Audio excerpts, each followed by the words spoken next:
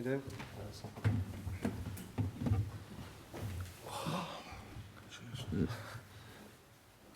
Shane Duffy and Kieran Clark. Hi guys. Just start by asking you what that was like, having sort of 3,000-4,000 fans there. Did it start to feel really? Yeah, it did. Yeah.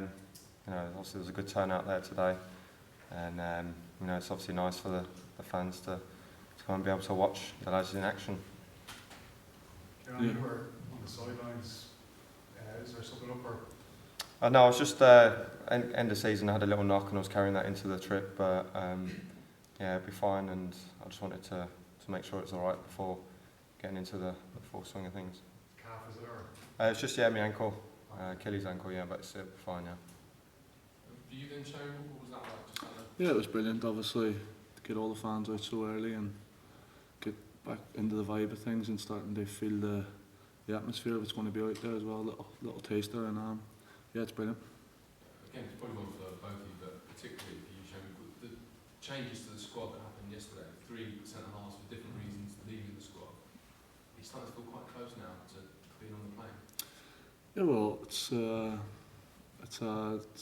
one of them things where I'm quite lucky to be here and I'm fortunate, and obviously it's still nowhere near the squad's not been picked, and I've just got to try my best this week, take my chance, and hopefully if the manager decides to pick 4 of us, and I'll be delighted. But it's still a long way away, and big week for me, and hopefully I can do well.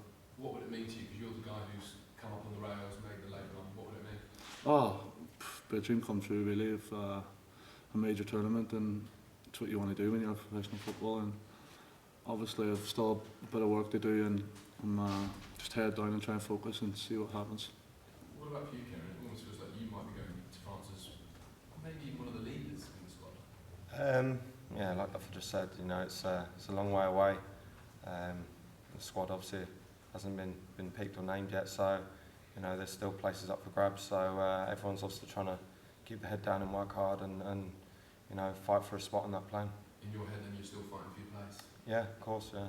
I think every player in the squad just wants to make sure they keep training well and keep stay fit. That's the main thing. If everyone can stay fit, it'll obviously give the gaffer a hard decision come the end of the week. How bad did you feel like you need the high of a major tournament after the season you've had at club level? Not necessarily personally, but as a club, Aston Villa. Yeah, obviously it's been a tough season for Aston Villa. To go down the way we did obviously wasn't nice. But hopefully now if I can, get involved and make sure I'm fit and keep training well, and if I can push and get myself on the plane, that'd be a high, for me personally. Will you maybe be better for Ireland because of what you've been through with Villa? You learn a lot from bad times. I don't know. It's hard to say. I'd like to think I'd learn a lot through the tough times, but I'd like to think that I've tried and do well no matter where I play. So like I said, I'll just keep working hard and training hard, and hopefully I can be on that plan. Do you feel a more confident player at international level having played the 2 legs against Bosnia? Obviously it was nice to play them 2 games and to come off that with the wins was obviously brilliant, and obviously that does boost confidence. It does give you a lift of confidence, and like I said, I'll try and be confident no matter where I am and no matter where I'm playing. But obviously to come off the back of that was also a fantastic achievement. What are the differences between partnering John O'Shea centre back and partnering Richard Keogh at centre back? Well, to be honest, both experienced players. There's not much difference at all, to be honest, no matter who I've played with. Everyone's played a lot of league football, and obviously everyone trains well and trains together for every time we come away. So I think everyone's used to playing with each other, and everyone's got that good bond. So no matter who goes out there and plays, it's a good bond out there. What are the key things you've been working on in these opening couple of days as a defence? Are there any particular areas that you're focusing on? Not so much as yet. No. We've obviously just come together. Some lads have trained more than others, and I think at these early stages it's just about trying to get everyone's fitness back to where they should be, and just preparing and getting right for the tournament. Shane, can you fully enjoy this period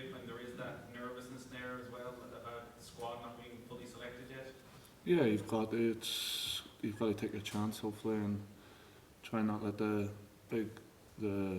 obviously the occasion get to you, and try not and do any harm to your chances, what you can do. And obviously I'm just trying to thrive off it and take everything from the players which are here and I can learn off. And obviously, yeah.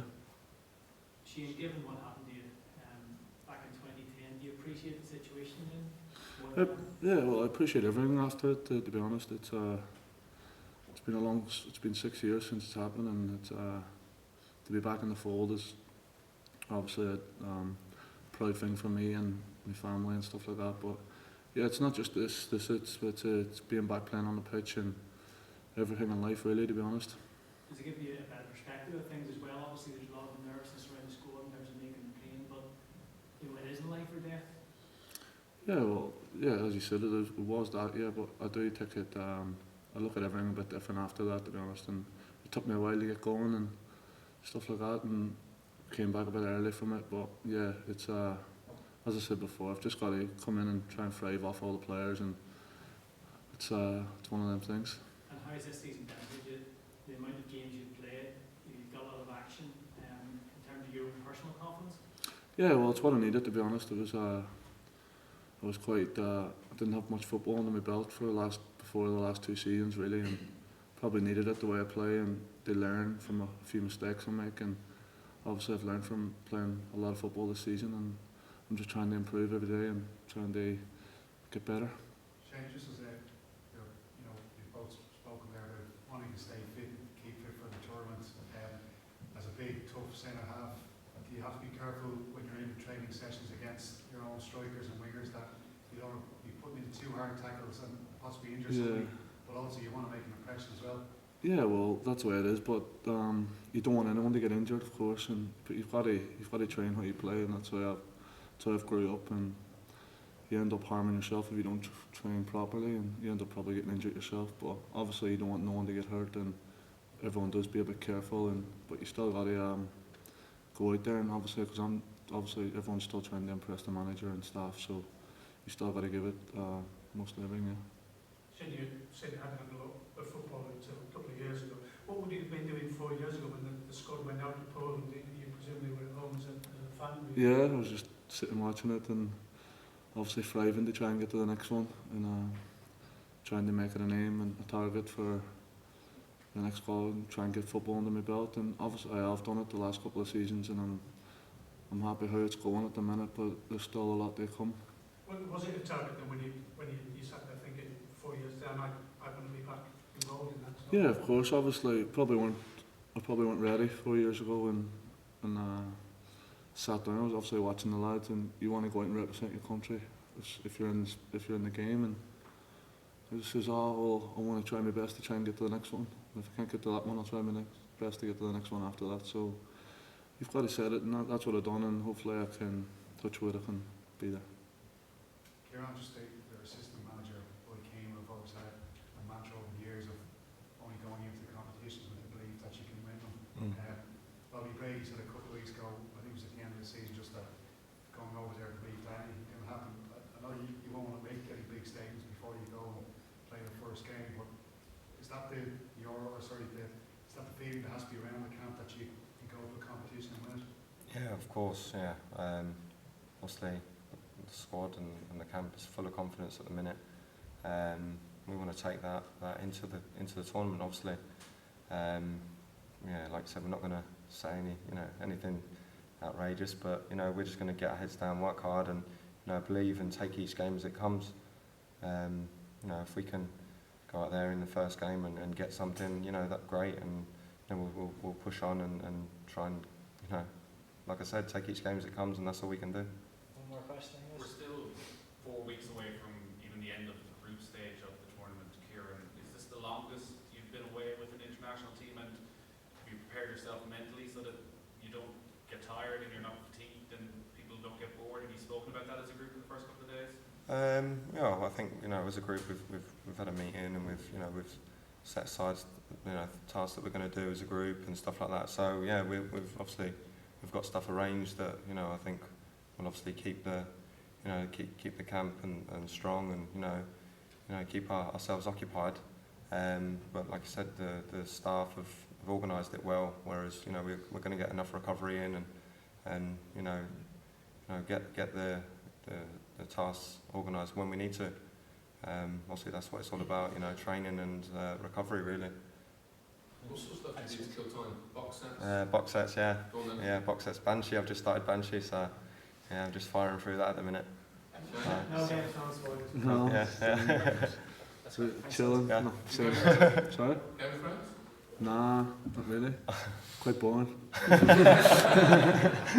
Cheers. Squad stuff. Yeah. Thanks. Thank you.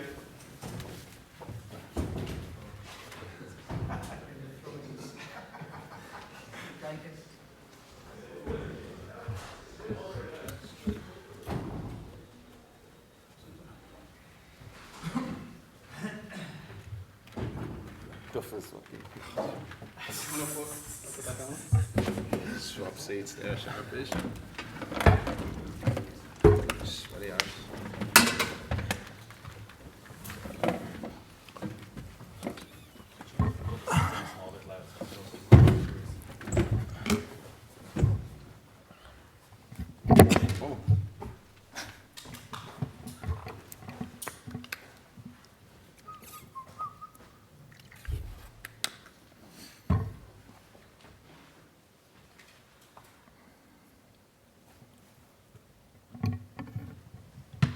Okay.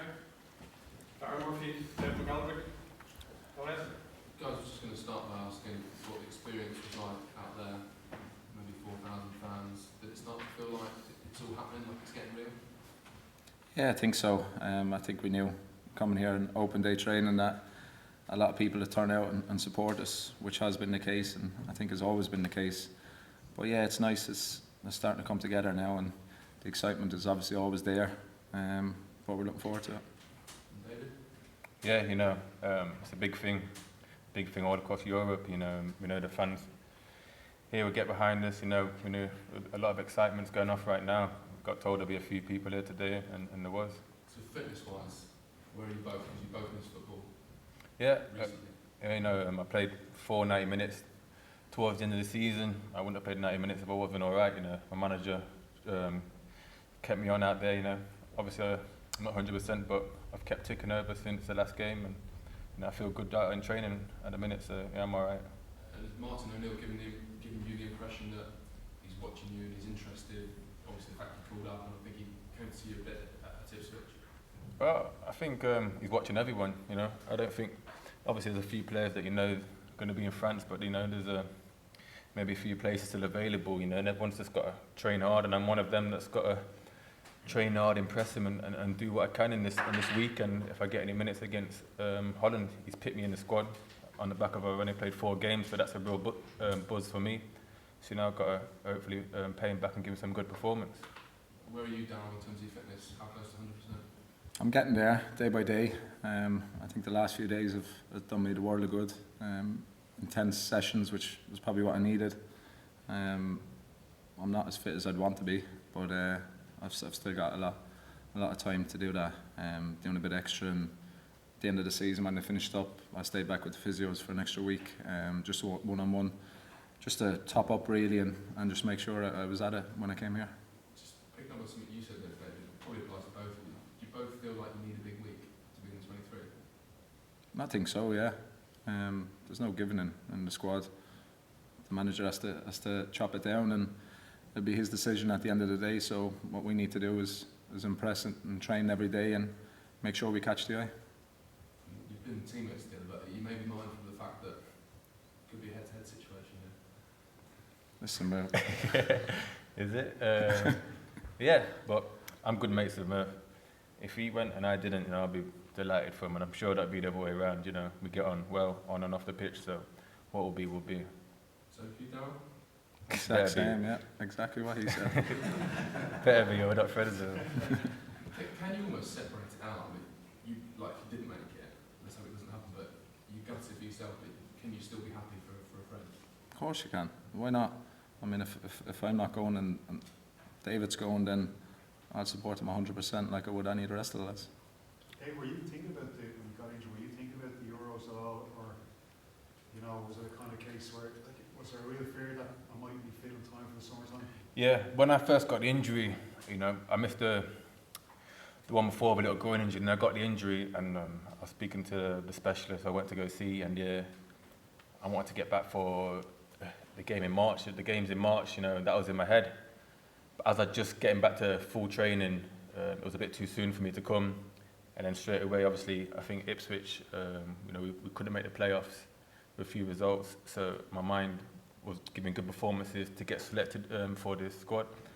And I've done that, and now the aim is to, you know, impress, like I was saying, and get into this 23, which is going to be very hard because there's some top-class strikers, players there, you know, so I've got to give it my all. Marcus said to us yesterday he was impressed by your finish to the season. You know, has he spoken to you about that at all? No, I hear what he says to you, like, you know, so it's a good confidence boost. You know, he says that, you know, reading them things, but, you know, I believe in my own ability, you know. I believe go out and train with confidence, you know, not overawed by the players that I'm playing with, and do what I can, because I'm here for a reason, and it's come here to make up a 30-man squad or whatever it is now, you know. I've come to try to get into that 23. And what would it mean for both of you if you did, hopefully, do make the squad? What would it mean to you and your families? It's massive. It's massive for any player. You know, going to the Euros, going to represent your country in the Euros, it's massive. Massive for me, and I'm sure it's massive, just as massive for Murph and all the other boys out there. Darryl, you've been pretty prolific for your club, but not so much in the international scene. Do you feel you need a goal maybe before the Mark O'Neill picks a spot? Goal would be great, yeah. I've been waiting a long time for one of them. No, of course it would. But I think first and foremost, if I play any part, I need to make sure that I do the basics right. And I mean, if I'm only thinking about a goal and I'm not holding the ball up and fighting my corner and setting people up, then I'm at nothing really. I think once that part of the game is taken care of and I get a chance, and hopefully it'll go in. It's not wanting to go in for me for a while now, but I mean, I just need to get the chances and hopefully I'll take one. How frustrating is it, Darryl? It is frustrating, but it's part and parcel of football. There's obviously a reason I've not scored. I think I've had some decent chances and keepers saved it, or I've hit the post or something like that, but yeah, you always think as a striker that you're going to get a chance and you'll score. You can't dwell on it too much. If I'd done that, I think my confidence would be shattered, but no, I don't think too much about it. If hopefully I play, I'll get one. You'd obviously like to start on Friday, then. Have you had any indication from O'Neill that you will start on Friday? I haven't been told anything really, no. Just get our heads down and train hard this week. Well, the squad doesn't have to be announced till the 31st. As players, as a unit, I think the general consensus will be that the earlier the better in terms of, you know, for players, just throw that 23's name sooner rather than later. I don't know. I think maybe for the likes of me and Murphy, who's been out for a bit, the more training, the more games, the better. It take for us to showcase what we can do. You know, obviously, Murph's coming back from an injury, and I'm coming back from an injury, so we're getting up to speed every day, more every day. Yesterday in training was tough. Today was tough. You know, we're going to get fitter, and you know, the more days, the more time it gives us to impress the manager and the staff. Do you think there's an element of, just from a squad point of view, that the manager is doing a good thing here, just in terms of getting a really active, busy, competitive week straight away to really boost the squad as a whole for the tournament? I think so, yeah. I think it's up to the manager how long he wants to postpone it for, or if he wants to name it as soon as he can. But it's his decision at the end of the day. As David just said, it gives other people a chance to impress for an extra few days or what have you. So when he's ready, he'll pick it. Darryl, what have the last couple of months been like for you, knowing that the European Championship was coming down the track and struggling with injury? Has it been a stressful period? I wouldn't say stressful. It's been more annoying than anything, because the timing couldn't have been worse for me. I've worked so hard to try to get back in the squad from previous years that for me to get injured with 6 to 8 weeks of the season to go, and knowing the squad was coming up, it was tough to take, but I have to give a big thanks to the physios who kept me upbeat and positive and got me back fit and ready to go. When you look at the last few games,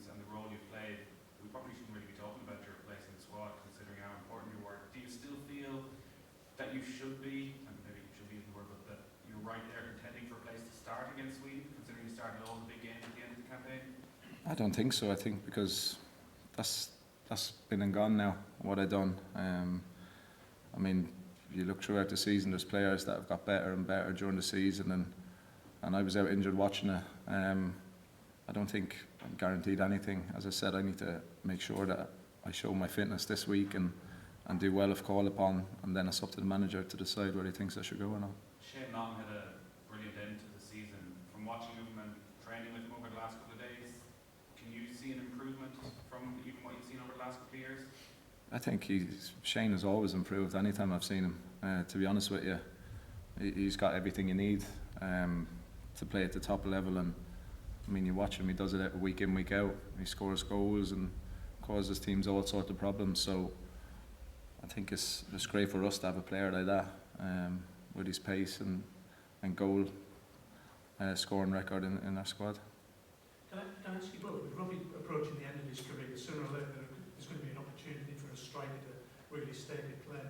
Is that exciting or daunting given what Robbie's done for his country over all these years? I think it should be exciting, but you want to be a very good striker to beat Robbie's record. And I can't really see that happening in the years to come, but I mean, if there's a place there for grabs for any young lad coming through and wants to score goals, then you look up to people like Robbie. He's a legend, and you watch him. I've been watching him all my career, and I think I watched him here on my debut when I was in school against Argentina, I think it was, and he was 16, 17, and watched him all through his career, and he's done brilliant. So it's it'd be a big ask. What do you learn from Darrell watching? Just watching him, he's just so sharp, and he's thinking, he's so sharp in the head that he knows exactly what's around and what he's going to do before the ball even comes, and you see his finishing then is still top notch. And you obviously learn from that. You watch him and see little things he does and try and do them yourself. Would you say he has a strong non-playing value to the squad in what might be a redefined role for him in this tournament? Is he that strong voice of influence in the dressing room and the training pitches? I think he's always been a voice of influence in the changing room. That's just the way he is. He's brilliant with all the lads. Anyone who comes into the squad from day one, he'll talk to you, he'll make you feel welcome, and it's brilliant for us to have. But he still offers us a lot. Like if you need a goal, there's only one man that can do that for you, and he's proven it his whole career. Okay. Cheers, lads.